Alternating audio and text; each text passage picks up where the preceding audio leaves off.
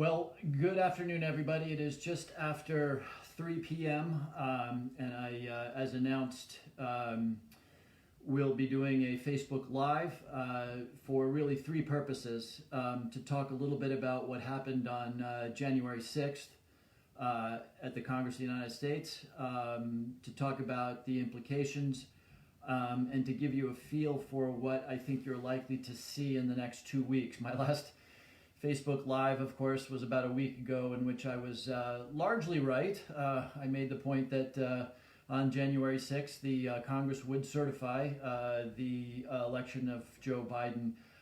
I noted that there might be disturbances. I think that was the part that I got less than half right, because obviously the disturbances were far more serious than we thought. In fact, disturbance is not the word. Insurrection is the right word. And for better or for worse, I was right in the middle of it.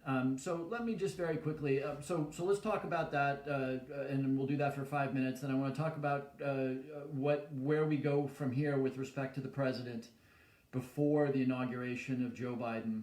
And then I'm going to answer as many questions as I can. And I know that there are folks here who aren't necessarily my constituents, but I want to get your feedback on how we should proceed. So let's start with what happened.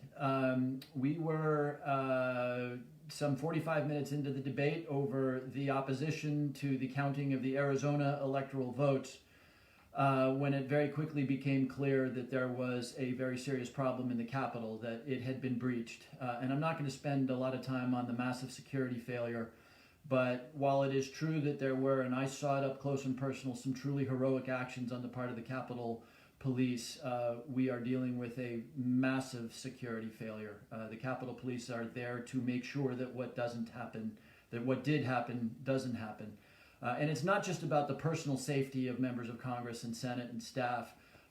It's about the preservation of documents. It's about knowing that bugs haven't been installed by unauthorized people in sensitive locations, that laptops don't get stolen, and they did get stolen.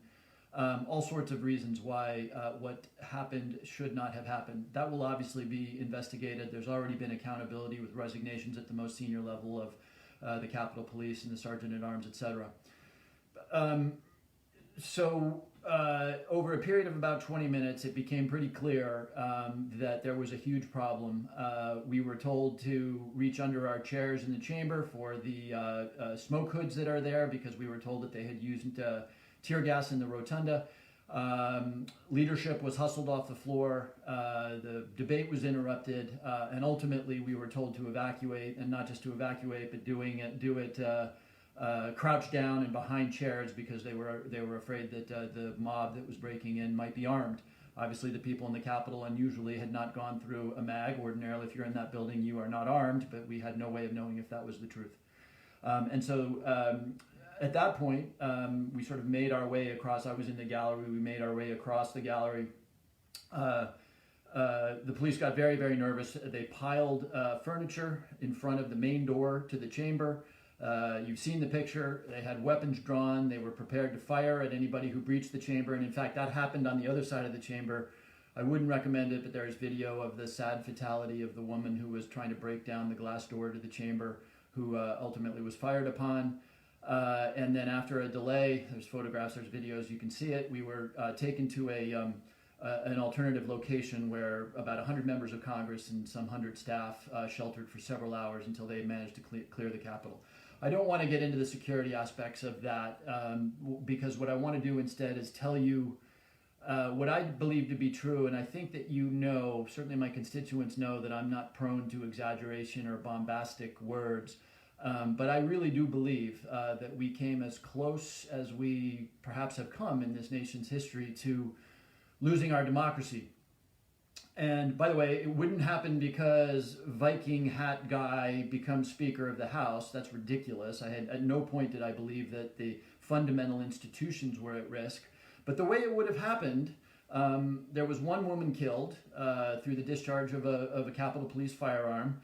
Had there been a insurrectionist behind that woman with a weapon, and now we have a firefight between the police, and now we have armed insurrectionists in the chamber, and senators and members of Congress are being killed, now the military is involved, or at least the National Guard, and we have essentially combat in the Capitol. When we have combat in the Capitol, and this, of course, is a scenario that did not happen, we have the possibility of martial law. We have the possibility of civil disturbances around this country. We now, if we're under martial law, are being run by a president.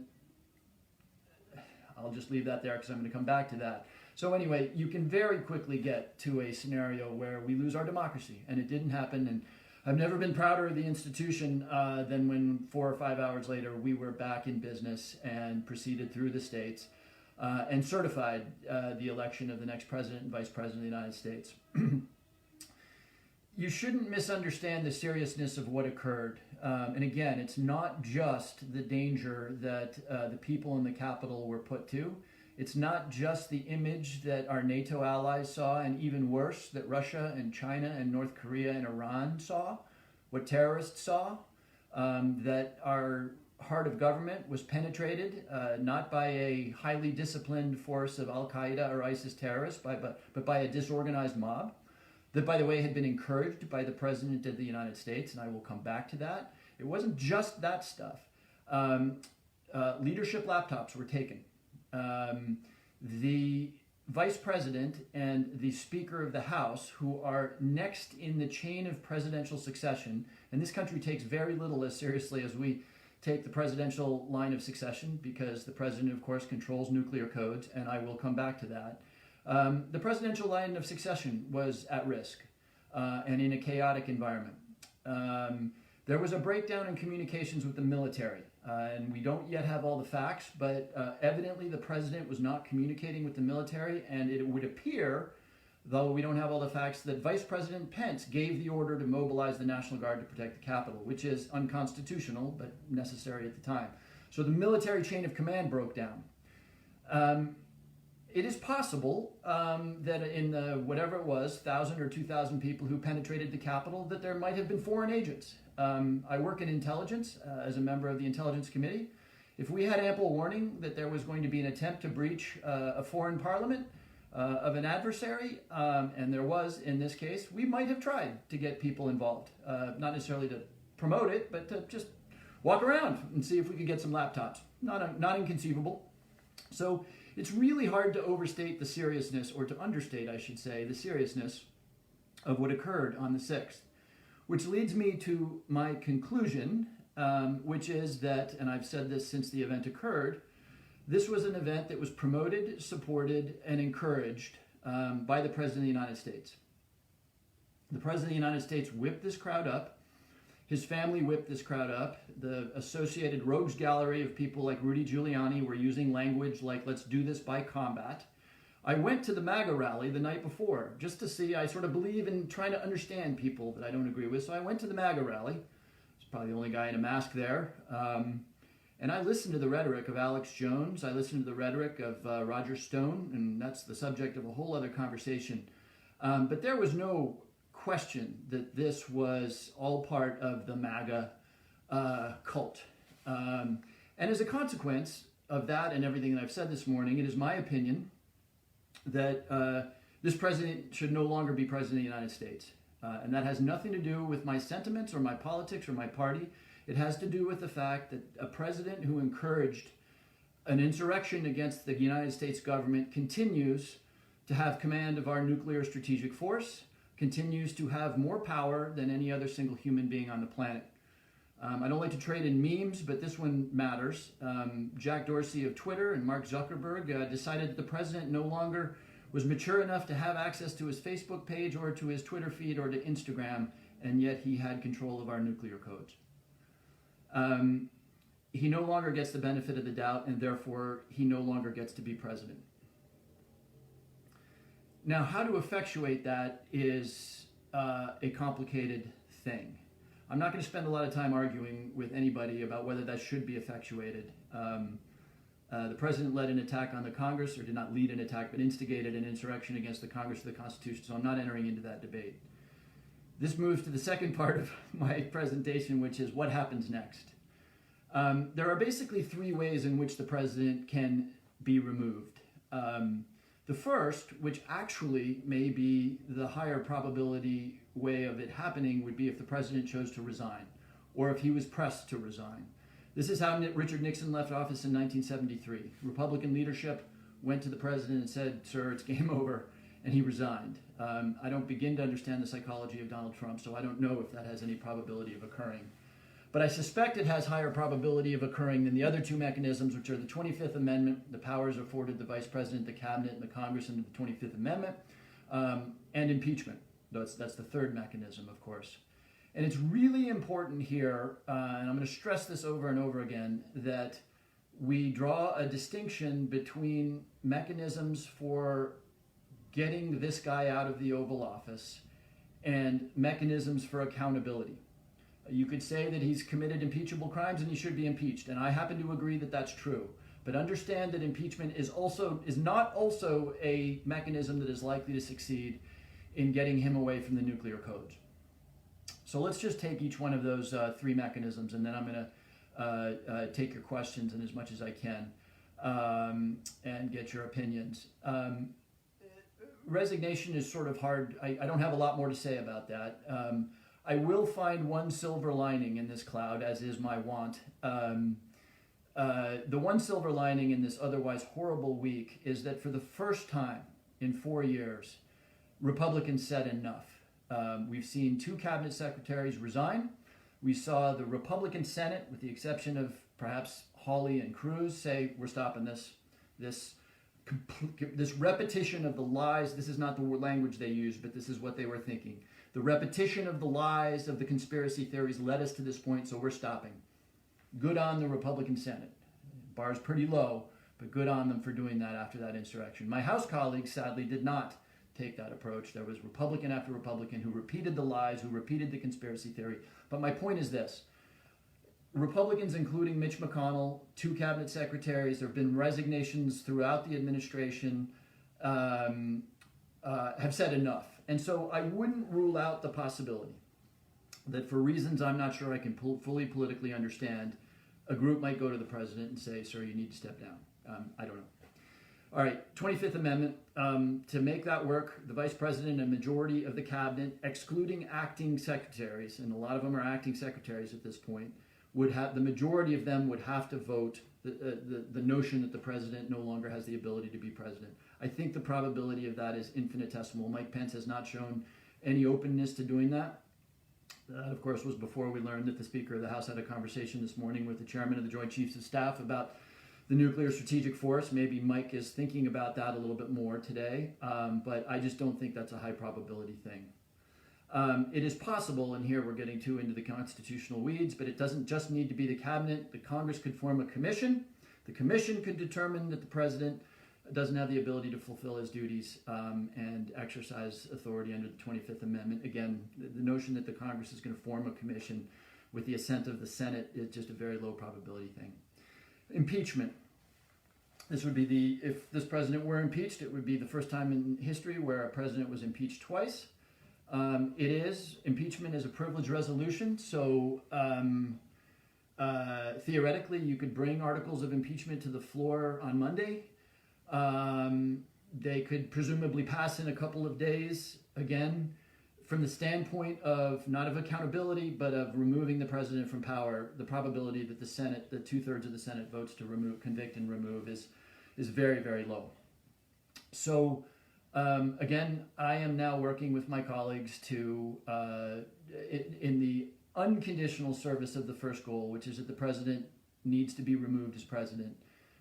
And I'm considering the right mechanisms to effectuate that. Though impeachment is almost certainly not going to result in the removal of the president, it is a lever. It is a lever. And if you saw Leader McCarthy, leader of the Republicans today, reach out to Joe Biden and say, don't do impeachment because that would be divisive for the nation, clearly McCarthy has reasons not to want that to happen. So, again, impeachment is, as a practical matter right now, largely about using a lever to try to affect a group of people who might be persuade the president to resign. Again, I'm going to close on the one little bit of optimism that I can tease out of this. I don't give Elaine Chao or Betsy DeVos a lot of credit for resigning. I think they largely did it to preserve their reputation in the face of what was one of the most staggering presidential crimes we've seen in a long time. And I think they probably did it also so they didn't have to have hard conversations about invoking their powers under the 25th Amendment. So I don't give them a ton of credit. But as I said before, if there is a silver lining to this mess, it is that some, sadly not all, but some of my Republican colleagues and some Republican officials in very senior roles have come to understand the monster that they created and how that has been let loose in the village in a way that is very, very dangerous to this country. Okay, that was a little bit more than I intended to do, 20 minutes worth. I'm sorry about that. So let's go to your questions. I'm going to try to scroll through gracefully here. Okay, I've got a question. It appears that there are plans to impeach President Trump next week. Why is there such a delay under the process? Okay, it asks, this man is too dangerous to be president another minute. I hope I cleared that up for you. Again, we need to think about two things separately. What removes the president from power and what delivers accountability. And hopefully I've explained impeachment. Remember, folks, impeachment ordinarily is a multi-month process. The Judiciary Committee meets, takes witnesses, and remember, the Democrats spent the entire period of the Senate trial for Donald Trump making a very aggressive argument for the need to bring witnesses and to bring evidence before the Senate. So one of the things that we would be doing by passing articles of impeachment early next week would be to say, oh gosh, yeah, we said that last time, but this time we don't want evidence or a process. Now, you can legitimately say, and I would agree with you on this, that the president's crimes are sort of there for all to see. I haven't even talked about, by the way, the clearly criminal act of trying to get the Georgia officials to overturn the election. You can say that, but you then do need to grapple with the precedent that we have set, that when a House of Representatives believes that the president has done something wrong, they move straight to impeachment without process, without Judiciary Committee, without the interviewing of witnesses, without the presentation of evidence. And that's something to take seriously. Anyway, theoretically, it's possible it may happen. There aren't plans right now. There aren't plans for that to happen. On my last phone call with the caucus and with the speaker, which was over an hour ago, articles were being drafted, and I think the speaker was. I think the speaker is consistent with where my head is, which is let's use this as what it is, a lever to try to encourage Republicans to encourage the president to resign. It's one of these conversations I never imagined I would ever be having. But anyway, let's get on to some additional questions. When will the new senators from Georgia be sworn in? Very, very good question. I do not know. I imagine that Senator McConnell will try to delay that, but the answer is it will certainly be in the next couple of weeks. Okay, the chief consequence Trump needs to be experienced is that he should be barred from any future public speech. He should not be able to grant interviews in the media and outlets such as Rush Limbaugh, Alex Jones. He should, okay. So one of the reasons to impeach is that you could convict, remove from office, and I'm speaking theoretically right now. Again, the probability that this Senate convicts is very, very low. And you could also bar from future public office. That is perfectly consistent with the authorities of Congress. Muzzling somebody, I've never heard of that. So the idea that you could render some sort of legal judgment that says you can never ever talk to the media again is a novel idea, and almost certainly would run into First Amendment rights. But anyway, the objective here, I think, would be not to open up a brand new encyclopedia of American law about whether we can muzzle former officials, but to say that a very clear option would be to forbid the president, the constitutional language is very clear, from ever holding an office of state or profit in the future. All right, let's see here. Let's get to some questions that I have not covered. How can we get the fairness the fairness doctrine re-implemented. It's a very, very good question, and I'm glad that somebody asked that. The fairness doctrine, for those who don't know about it, was back in the day when we had our media transmitted to us over public wavelengths. There was a doctrine, because the media companies, the networks back then, were using a public good, our wavelengths and our air, to get you your television shows. They had an obligation to be fair in the way they presented things. And that had a whole series of implications. And it's a very good question, because one of the culprits in this nightmare, of course, is social media. And we don't have time to get into the details of that. But the question is a very good one and a challenging one, because today media is delivered, including me coming to you right now, over private cables and fiber optics and that sort of thing. We don't use the public network, the public wavelengths and airways anymore. So the lever to impose on producers of content a requirement that they do anything other than not foment violence is very, very legally challenging. But the question is a critical one, and it's a hard one.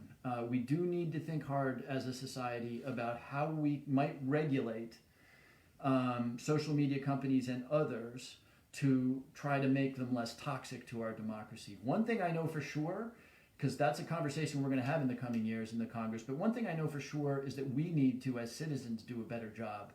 And I know that may sound naive, but folks, if we need our information spoon-fed to us and pre-screened by whatever, we're halfway to giving up on democracy, because democracy demands that we, as participants in that democracy, are critical consumers of information, that we do something other than just dosing ourselves with this opium-like addiction to people who feel exactly the way we do. Anyway, I'm not going to get up on that soapbox because we've got a lot to talk about, but it's a very, very good question. We have a lot to do in thinking about social media and their role in all of this. Okay, I've talked a lot about impeachment. I'm getting questions, would you support impeachment? Impeachment makes sense to me right now as a lever to give us leverage to force an exit from office. I then absolutely also support as much accountability as we can have, including criminal prosecution for activities in the state of Georgia, and criminal prosecution, this is of course after Donald Trump is president, because apparently he can't be prosecuted according to the Office of Legal Counsel, for tax issues in New York and the various investigations that are going on. Let's take a few more questions here. The Senate should work. So many things that need to be addressed. It's time to stop wasting time on impeachments. We have wasted so much precious time and tax money on this for so long. So look, it's a valid point. I had a colleague who on a call today made a point that I suspect will be unpopular amongst most of my constituents, which is that impeachment is divisive. We are torn to some extent, and this will be a theme of the next couple of months, between the absolute necessity of imposing accountability. If we don't impose accountability on egregious actions and crimes, they will happen again. The speaker is talking, I think right now, to President-elect Joe Biden, because Joe Biden is about to assume the presidency and he gets a vote here too. We want to make sure that we start his presidency not only delivering accountability where it must be delivered, but putting the president and putting the apparatus of government in the very best position it can be in to deliver the things that we need, that have nothing to do with Donald Trump, that have to do with finally crushing this virus, finally having a competent response to this virus, addressing the lack of access to healthcare, addressing the tens of thousands of things, maybe we do 10 of them right up front, but addressing the things that this country urgently needs doing. And there doesn't necessarily need to be an opposition between those two things. Criminal accountability will ultimately be imposed by prosecutors and the Department of Justice. The President and the Congress don't need to be involved in that. But it is important to understand that there is a finite amount of attention here, and to some extent the new president is going to have to think hard about how he allocates his time between those two things. Okay. I hope you will support expulsion of all House members that signed on to the last spurious lawsuit. I just had a conversation with my staff, and it was a very, very heartfelt and good point. I've spent my entire political career trying hard to work with my Republican colleagues. And by the way, ask any of my Republican colleagues in the House if that's true. Some of my best friends are Republicans. I work hard with French Hill of Arkansas, who to his great credit didn't sign up for any of this baloney. The challenge I face is that, and this tears me in half, honestly, because the hardest thing for me in all of this has not been the behavior of Donald Trump. We've known this was coming. He's demonstrated since 2015 who he is. I'm not surprised by Donald Trump, but I am heartbroken that my friends, and some of them are my friends in the Republican caucus, are still card-carrying members of the cult of Trump, and that they did what they did on the floor of the House of Representatives in a way that pushed the insurrection that occurred. So I'm torn. I would love to say I'm not working with you guys, but my constitutional duty, and I just swore an oath to the Constitution, is to do everything I can to pass legislation that benefits you, my constituent. So should I say, well, I'm not going to work with these three people, even if it would result in an infrastructure bill that helps my constituents? You can see the thinking that I've got to do. Okay. I would love to know if Republican senators and representatives have had an aha moment. I think I talked about that. Look, you saw a fairly dramatic change in a bunch of senators. You saw the speech that Mitch McConnell gave. Liz Cheney, amongst the many other things that I thought I would never do, was express a little bit of admiration for the Cheney family. I know I'm in big trouble for saying that, but Dick Cheney led the letter, or the op-ed, I should say, by 10 secretaries of defense saying to the president that you must not involve the military in political matters. And Liz Cheney was an extremely vocal voice inside the House of Representatives, telling her people that this was wrong. So I do believe, while I will never be an admirer of any of the Cheneys, I do believe in acknowledging and giving credit where credit is due. So to the question of whether some Republicans have come around, yes, they have. A lot of them have, actually. And I talked to Republicans here in my constituency who have come around a long time ago. The problem is, of course, some have not, in a very, very big way. Some have not. Some are telling me that it was Antifa that did what happened on the 6th, et cetera, et cetera. I'm sure it's in the comments to this section. But anyway, I'm not going to muse on that any more. Why did it take so long for reinforcements to arrive? Again, I don't want to spend a ton of time on the security response. I'm just not qualified to evaluate security responses and protection and that sort of thing, but it's a very, very good question. There are stories out there that the Capitol Police turned down requests that they turned down offers of assistance.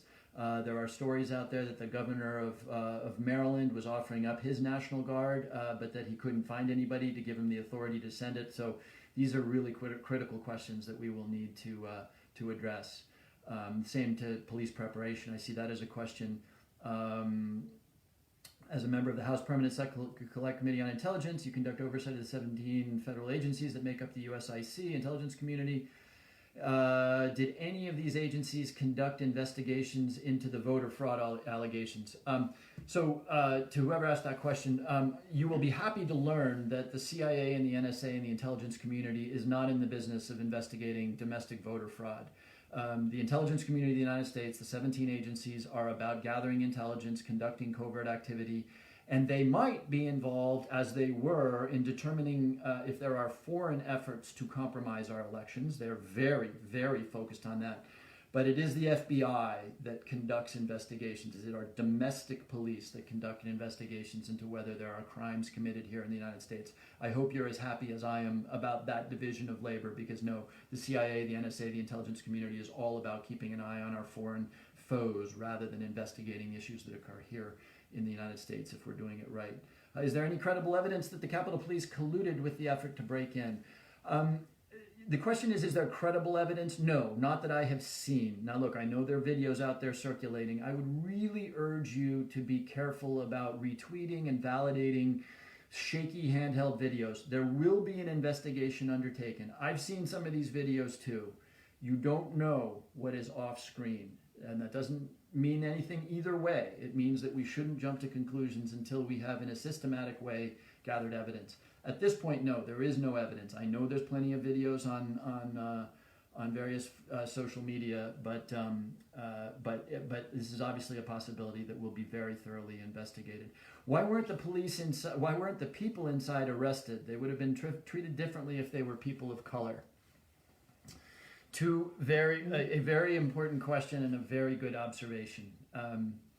So the reason you didn't see a lot of arrests on that day was that the entirely insufficient presence of law enforcement, entirely insufficient, was focused on the presidential line of succession. That's the vice president who was in the building and the Speaker of the House who was in the building. And they were focused on clearing the building, on just getting people out. Arresting somebody actually takes a fair amount of time. And they were focused on clearing people out. So again, that will be subject of the investigation. Now, I'm very gratified to see, because I believe that we need to arrest everybody who is involved in this insurrection and throw the book at them as hard as they can. I'm hearing stories of my colleagues, by the way. I was on an Amtrak on the way home. I was hearing from a colleague of California who got on a plane yesterday of MAGA people celebrating what they had achieved. And so I could not feel more strongly that there needs to be strong accountability here. And I'm glad to see that there are already arrests being made. To the question of color, I had a bunch of initial reactions to what happened. I was in D.C. for the BLM protests. And by the way, don't you dare, whoever you are, try to tell me that there is equivalence between African Americans who are protesting police brutality and Proud Boys who, with the instructions and encouragement of the President of the United States, are trying to run an insurrection against the United States government. Just don't think that way. Don't demean yourself by drawing a false equivalence between those two things. I can say what I truly believe, which is that violence under any circumstance is not okay, whether it's committed by an anarchist, by Antifa, by an angry black protester, or by an angry white protester. There is no excuse for violence for anybody. But do not try to draw a distinction between a massive insurrectionist mob that has been urged on by the President of the United States to overthrow an election in which he got crushed because they're motivated by lies and conspiracy theories and Alex Jones. Don't equate that to African Americans who are protesting the brutal murder of George Floyd.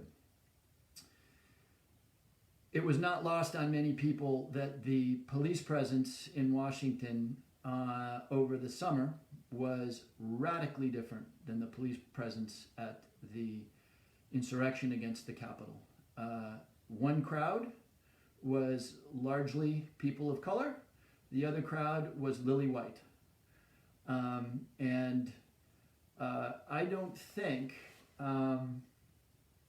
I have better understood a concept that I haven't talked a lot about because I'm a very privileged person.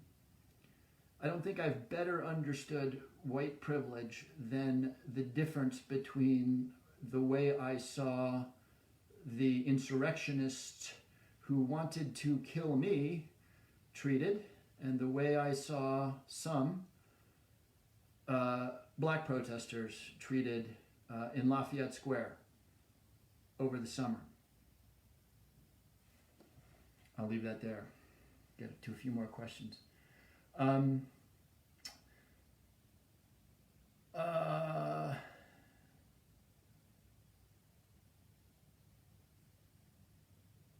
Okay, I've addressed a bunch of these.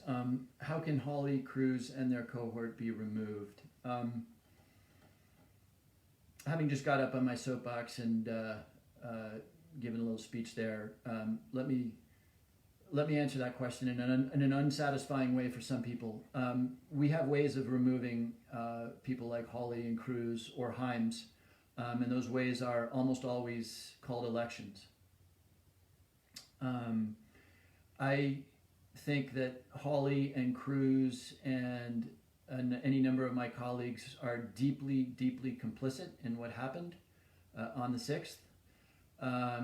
But it is not clear that what they did rises to the level of severity that would indicate expulsion from the House or the Senate. And the reason I say that, even though I know that irritates some of you, is that just as we need to be careful and thoughtful about things like impeachment, we need to be very, very careful with our elected representatives that we don't set up a system where we can simply remove them because we don't like what they did or said. The Capitol is full of people who say things that I don't like. And in fact, the nature, the very essence of the Capitol is that it be full of people who say things that I don't like. And I say things that they don't like. So we do need to be very, very careful about that. If a senator or a congressman violates a law or violates some ethic, and here's where it gets interesting, brings disrepute upon the House or the Senate, that would be cause for expulsion. But this is an area in which to tread carefully. As is, by the way, the question I got earlier about should we take away President Trump's access to ability to speak, really.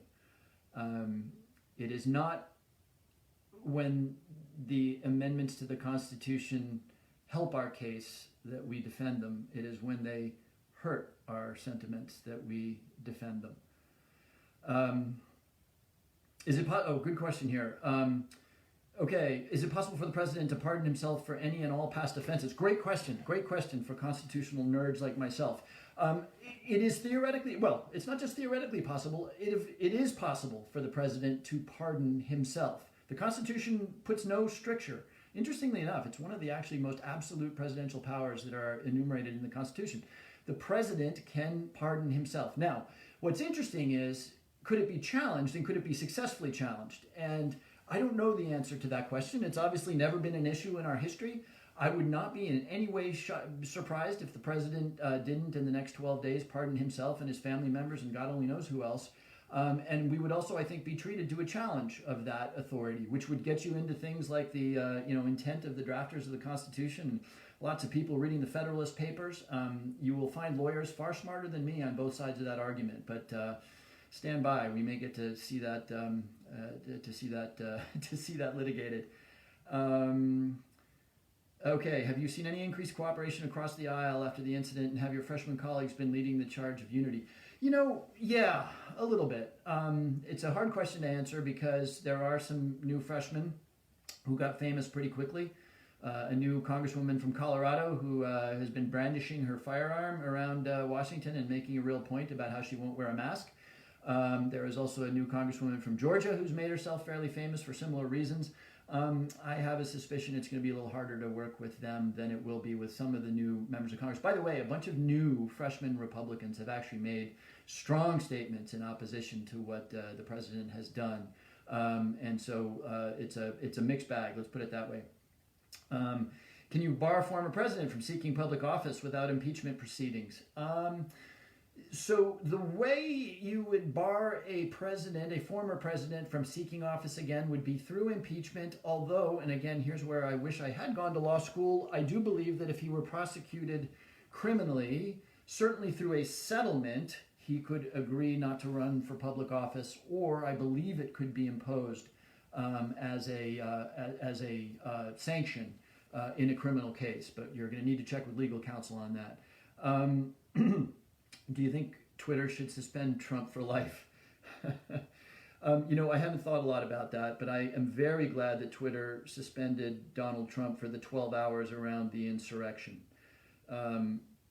What happened, of course, is that he was pushed then to make a conciliatory speech. And my guess is it took hours of probably his aides explaining to him his legal liability, his criminal liability for what had just happened to get him to step back and step down. So I think it was a really important thing that the president wasn't urging this mob on through Twitter, subsequent to them going away. We're already seeing him, by the way, back on Twitter saying that MAGA will, be important far into the future and stuff. So he's back at it. Can you prevent Trump from pardoning his family? No, that's pretty clear. Trump. The question about whether the president can pardon himself is interesting, but no, there is. Again, it's one of those absolute powers in the Constitution. Now, to those who are very focused on accountability for the Trump family, remember that presidential pardons apply exclusively to federal crimes. So they do not apply to possible violations of state law. Thank you for this question, by the way. How is your staff coping? It was only just today that I started to get a feel for them. I, in conjunction with my chief of staff, took a very wise decision, which was to tell them not to come to the Capitol on the 6th. And so, thank God, they weren't on campus for the insurrection. But I will tell you, it's traumatic. My staff is made up of young people who are making a lot less money than they could doing lots of other things, who do it because they they sort of sense the majesty of the place that they work in. And so for them, I'm maybe old and cynical, but for those who are still young and completely uncynical, it was a very hard moment for them. And I appreciate that reminder, because that's going to be something we're going to need to focus on in the coming weeks. Okay, we're going to start getting close to the wind up here. A lot of questions about barring from office.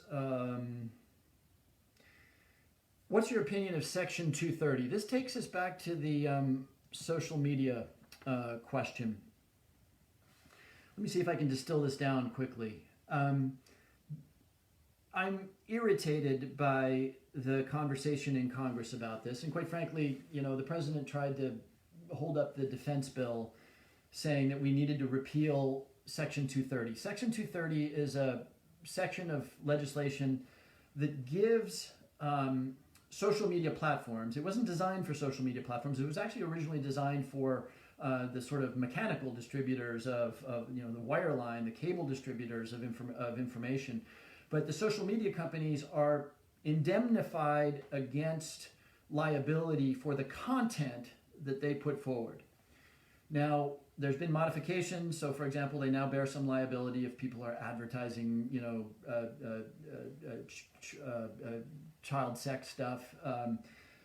But they are shielded from liability otherwise by Section 230. I do think that we should look hard and actually modify Section 230 to expand the things that create liability, expand the concept of fomenting violence. The idea that you have free speech but you can't foment violence is a very common element of our law, and I think that we can probably expand that into a place in a First Amendment consistent way that maybe takes some of the toxicity out of our social media. But at the end of the day, it's not a catch-all, and I'm annoyed by the conversation in the Congress because people just say, just repeal Section 230 and that fixes everything. No, it doesn't. No, it does not, right? The truth is that the First Amendment protects people's rights to disseminate opinions, including opinions that are appalling. It pains me to say this in this moment, but I'm going to say it, and I'm going to say it with pride, which is that the First Amendment is actually essential to our enlightened society. And so, as one Supreme Court justice or somebody once said, I may despise what you say, but I will fight to the death for your right to say it. Because of that principle, which is the right principle, and that doesn't mean you get to peddle in child pornography or incite violence or scream fire in a crowded theater, but because of that principle, people have a right to say pretty terrible things. And so this is a hard problem. And before I stop talking about this, the other thing we do, in addition to saying, oh, it's all about Section 230, is to say, well, the social media companies are to blame. And I don't disagree with that. But if what you mean by that is, therefore, Jack Dorsey and Mark Zuckerberg, gosh, you should do a better job of stopping misinformation. Take a deep breath and ask yourself if you want Mark Zuckerberg and his friends telling you what is misinformation.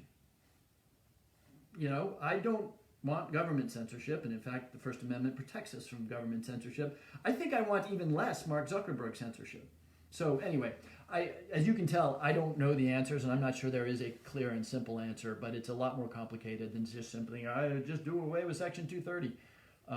Okay.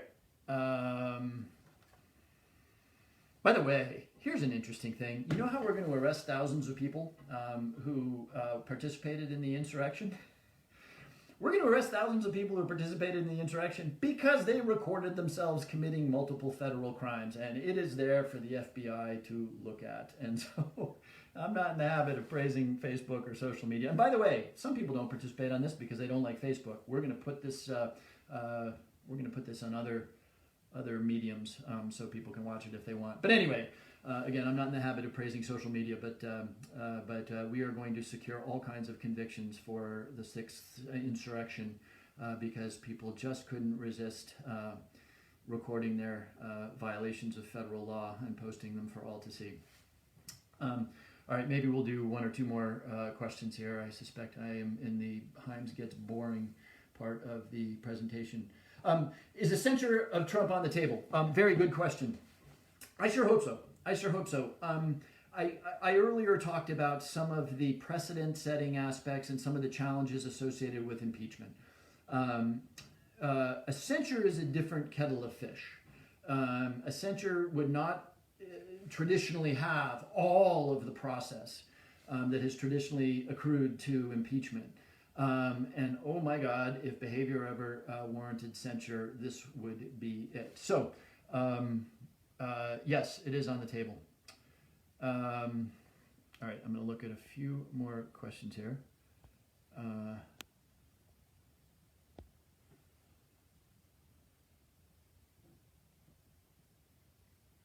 Okay, good question. Let's do 2 or 3 more. Since I sit on the Intelligence Committee, are you concerned that intelligence in Congress might be compromised? Okay, this is for the intelligence buffs out there. No, I'm actually not. And the reason I'm not is that we are extremely disciplined about keeping classified information actually under penalty of law inside what's known as a SCIF, or a Secure Compartmented Information Facility, SCIF. The SCIF in the Capitol, as far as I know, was not even approached. It's well hidden, well secure, and it is guarded at all times. And it is, I frequently have a hard time getting in there. So I'm quite certain that the SCIF was not compromised. The SCIF, of course, is where all classified information is held. And unless a member or a staff member were violating a lot of very serious laws, the insurrectionists would not have encountered classified information. Now, of course, they got lots of sensitive information, and there is always a possibility, and I referred to this earlier, that somebody could have left a listening device. They did steal some laptops. So there is probably sensitive information up to and including things like employees' social security numbers, professional evaluations, political strategy. But national security information, I can say with some confidence, was not breached. Okay. I've got a question here. What is the future of the Republican Party? Let me tell a story. Look, first of all, it's not for me to say. I'll irritate some people on this by saying I'm writing a piece right now about how we need to get rid of both sidesism.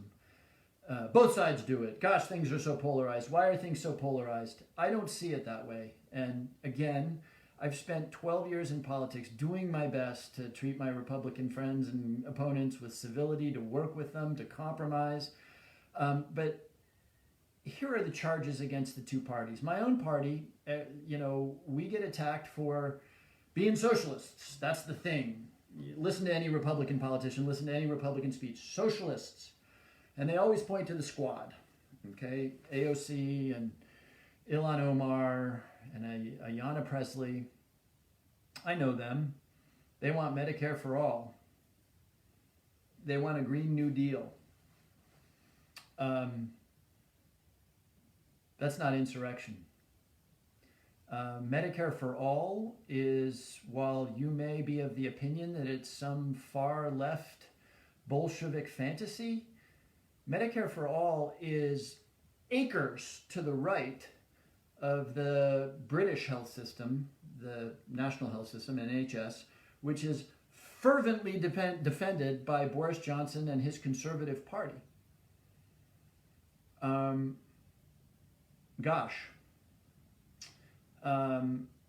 The President of the United States has, for 4 years, shredded the Constitution, called the press the enemy of the people, put my life and many other lives at risk by fomenting a violent insurrection.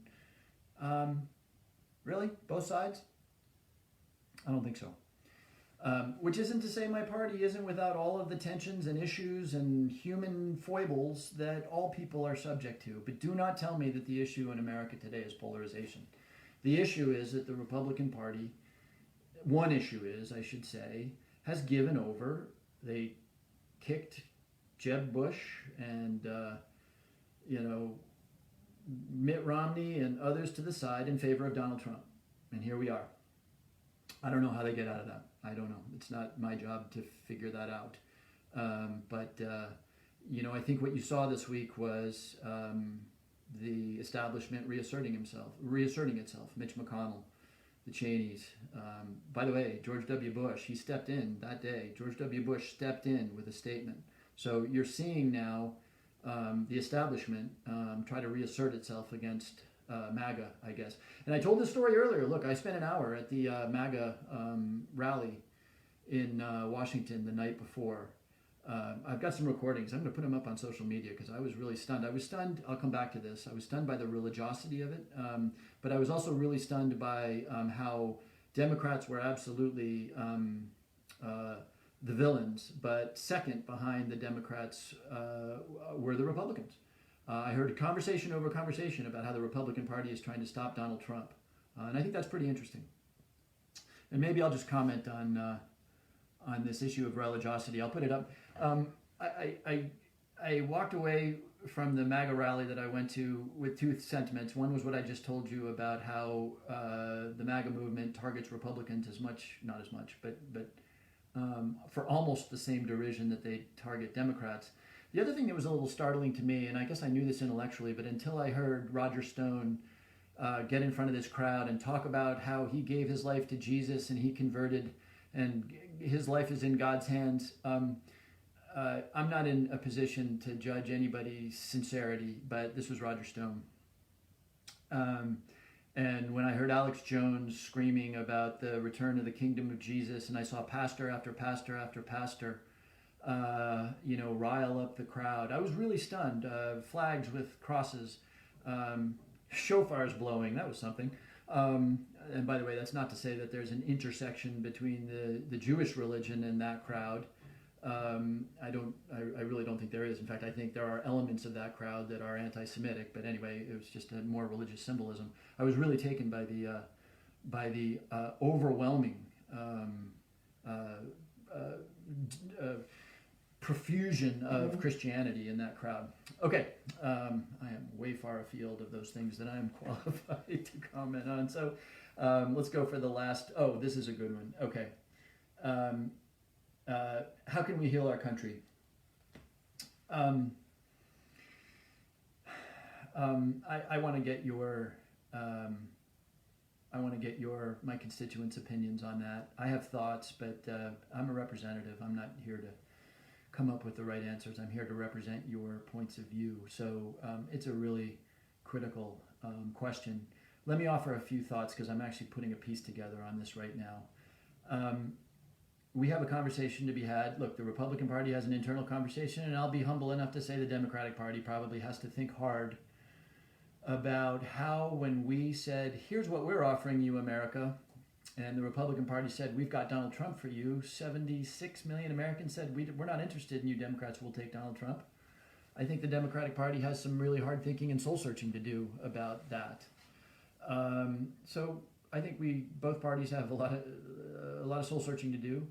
I think we have a media conversation to be had, which is very, very hard. And then let me say this, and I'm going to close on this point. I'm convinced that the answer here to be resilient has to be by us as individual citizens deciding that we've got an obligation, that we have some duties associated with the privileges that we have, the privilege that we have to call ourselves citizens of what until this week I thought was the most resilient democracy in human history, that we have some obligations associated with that.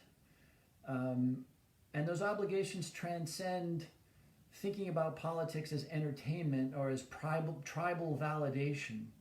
If all we do as American citizens, and think about this, humans have been running around with written language for 4,000 or 5,000 years. 4,000 or 5,000 years.